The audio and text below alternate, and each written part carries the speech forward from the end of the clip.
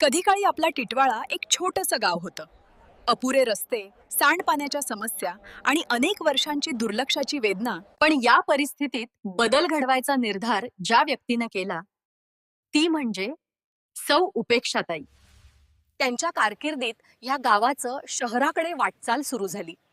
मुख्य रस्त्यांपासून ते चाळीतील पाईपलाईन पर्यंत सांडपाण्याच्या कायमस्वरूपी समस्यांवर त्यांनी केवळ बोलून नाही तर काम करून उपाय केले.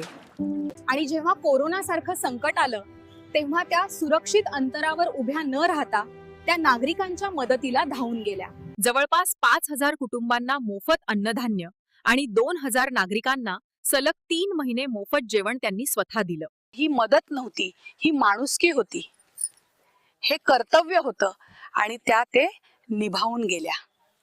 टिटवाळ्याची संस्कृती, सण उत्सव आणि माणसं यांच्याशी त्यांचं नातं कधीच फक्त पदापुरतं नव्हतं.